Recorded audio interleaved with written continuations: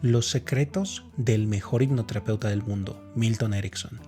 Estoy seguro que si estás en el mundo de la hipnosis, ya sea que seas un principiante, alguien que está en formación o alguien que ya se ha formado en hipnoterapia como tal, seguramente escuchaste de este personaje, Milton Erickson, o escuchaste del modelo de hipnosis ericksoniana.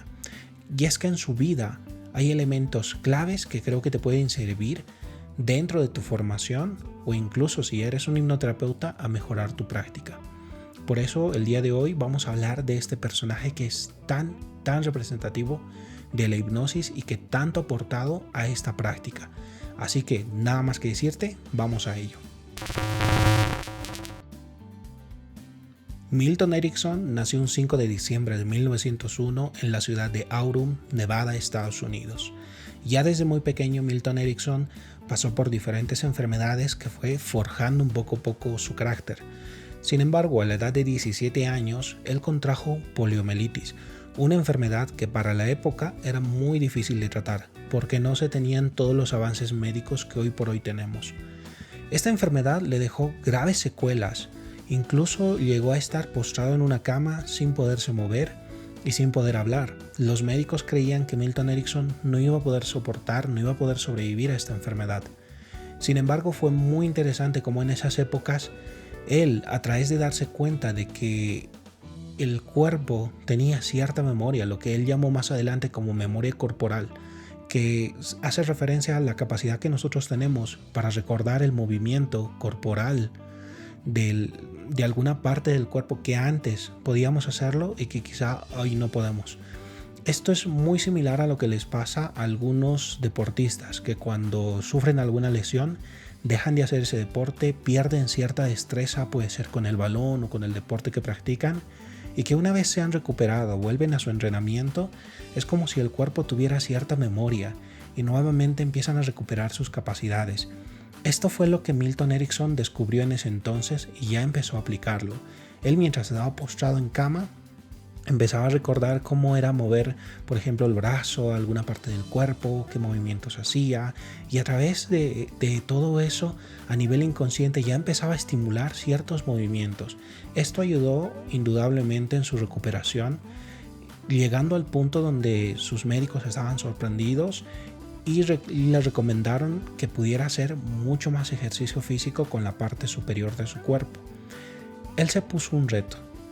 Y el reto era hacer un viaje en canoa de 1600 kilómetros. Un reto que él pudo cumplirlo y gracias a esto pues pudo recuperarse un poco más y pasó a entrar a la etapa de la universidad. Él empezó ya a caminar, se recuperó hasta ese punto, caminaba con la ayuda de un bastón y en la universidad entró a la carrera de medicina y psiquiatría. Ya en la universidad le empezó a llamar bastante la atención el tema de las sugestiones. Y ahí fue cuando se dio cuenta que él podía utilizar sugestiones para reducir y disminuir el dolor corporal que él sentía a causa de la poliomielitis. Sin embargo, fue adentrándose mucho más hasta descubrir el tema de la hipnosis. Y ya empezó a estudiar hipnosis, terminando la universidad, empezó a aplicarlo con sus pacientes, con las personas que podía. Era una época un poco complicada porque la hipnosis estaba muy desvirtuada, estaba muy asociada a esa hipnosis teatral, esa hipnosis mística, esa hipnosis que muy poco se sabía. Sin embargo, él aprendió a aplicar la hipnosis de una manera completamente distinta, con patrones lingüísticos. Algo que le caracterizaba bastante a él era que él no necesitaba que la persona siquiera cierre los ojos para poder hacer hipnosis. Él podía aplicarlo nada más hablando con la persona, mientras la persona estaba atenta, con ojos abiertos, y hacía un tipo de trance distinto, una hipnosis completamente diferente, que hoy por hoy conocemos como la hipnosis ericksoniana. Este ya era un punto interesante, porque los hipnotistas clásicos creían que uno debería de entrar en un estado de trance, de relajación, en el cual podía acceder por un instante. En esa etapa de trance era un instante para poder acceder a la mente inconsciente, introducir ideas, sugestiones. Pero Milton Erickson decía no, sea, nosotros estamos constantemente con la mente inconsciente atenta, entonces en cualquier momento podemos comunicarnos con esta mente inconsciente. Lo que sí debemos saber cómo sobrepasar la mente consciente para entrar al inconsciente e introducir ideas, sugestiones, patrones de cambio, todo lo que trabajamos en terapia. Ese fue un punto que lo diferenció. Llegando más adelante a hablar sobre la mente inconsciente, cómo la mente inconsciente, a diferencia de otros terapeutas, incluso a diferencia de Sigmund Freud, Milton Erickson creía que la mente inconsciente era como una caja donde teníamos muchos recursos, donde la persona ya venía con esos recursos internos. Por ejemplo, si quería superar un miedo, si quería lograr una transformación en su vida, de pronto mejorar la atención al momento de estudiar, Milton Erickson creía que la persona ya tenía todo eso en ese abanico, en esa caja de recursos, y esa caja de recursos era su mente inconsciente. Entonces él presentó este enfoque. Gracias a todo esto es que la hipnosis fue evolucionando, se lo fue tomando con mayor seriedad al punto de fundar la Sociedad Americana de Hipnosis Clínica en 1957. Acá tengo mis apuntes para no perderme nada. Una vez que se fundó eso, él ejerció como presidente durante unos años. Llegó a ser muy reconocido por todos los logros que tenía, tanto con sus pacientes como enseñando hipnosis.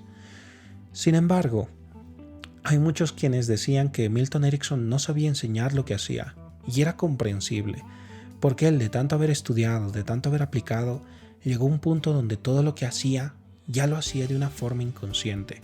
Cuando alguien le preguntaba qué es lo que había hecho, Milton Erickson no sabía cómo explicarlo como tal, porque él simplemente era él. Y eso era algo muy interesante, porque ya después sus alumnos intentaron sacar modelos de él. Entre los mejores alumnos que podemos destacar de Milton Erickson y los que más conocidos son, podemos mencionar a Jeffrey Zeig y a Richard Bandler, que son dos referentes del área, tanto Jeffrey Zeig como en el mundo de la hipnosis ericksoniana, y Richard Bandler en la programación neurolingüística. A medida que pasaban los años, parecía que la enfermedad había afectado ya bastante su salud. Ya en sus últimos años, su salud empezaba cada vez a deteriorarse mucho más, pese a que él, durante varias etapas de su vida, mencionaba que él practicaba autohipnosis para disminuir el dolor, para poder concentrarse, para poder enfocarse en todas las actividades, ya que esas secuelas nunca lo limitaron a desarrollarse tanto a nivel personal como a nivel profesional.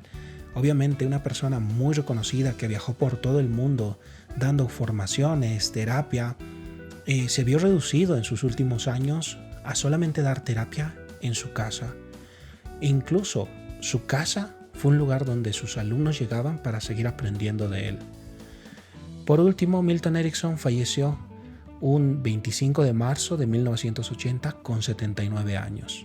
Sé que al inicio del video te decía que te iba a compartir los secretos del mejor hipnoterapeuta del mundo, pero es que yo creo que estos puntos pocas veces lo hablamos en formaciones, o a veces no nos encontramos el tiempo para mencionarlo.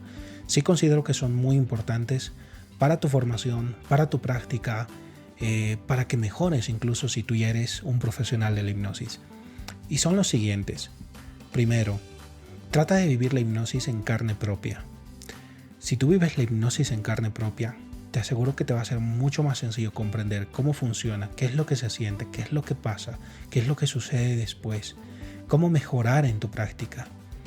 Milton Erickson lo vivió por una necesidad, por tratar de disminuir sus dolores. Tal vez tú no tengas la necesidad, pero sí aplícalo para mejorar algunas áreas de tu vida, ya sea para mejorar tu forma de socializar, para mejorar tu estado anímico, para motivarte más, para subir tu autoestima. Utiliza la autohipnosis como una herramienta. Y luego también permítete utilizar la hipnosis con los demás, sorprendiéndote cómo puedes ayudar a alguien, qué es lo que puedes lograr al momento de sugestionar, qué pruebas puedes hacer, cómo te puedes divertir con la hipnosis. Date ese tiempo también para hacer todo eso. El siguiente punto, motívate por descubrir. Siempre mantente motivado con descubrir más. Se descubre todo lo que puedas. Todavía es un área que yo creo que se puede descubrir muchas cosas más. Con cada teoría que existe, por ejemplo, de las neurociencias, puedes aplicarlo a la hipnosis y mejorar tu práctica. Entonces siempre trata de descubrir mucho más. Si estás aprendiendo inducciones, trata de descubrir todas las inducciones que puedas. Si estás aprendiendo modelos lingüísticos, trata de profundizar lo más que puedas en los modelos lingüísticos. Y así sucesivamente, o sea, apasionate por descubrir. Siempre descubre más. Y el otro punto, apasionate por ayudar. La hipnosis al final del día es un modelo de comunicación. Y si nosotros nos comunicamos mejor entre nosotros, creo que podemos tener una mejor calidad de vida. Así que apasionate por ayudar a las demás personas, y mucho más si te vas a formar como hipnoterapeuta o deseas ser un hipnoterapeuta y ayudar a las personas a través de esta herramienta. Apasionate por ayudar, así como lo hizo Milton Erickson, que incluso en una conversación con familiares, con gente, o iba a los lugares y ayudaba con metáforas, con una cosa, con otra cosa. ¡Wow! Era increíble la vida de Milton Erickson. Yo creo que vamos a hacer otro vídeo incluso profundizando mucho más en su vida ya a detalle para que puedan verlo. Sin embargo, de momento, quédate con ese aprendizaje. Apasionate por ayudar a los demás. Y por último, aprende todas las técnicas, todas las herramientas que puedas, pero siempre sé tú mismo. Eso es lo más importante, siempre sé tú mismo.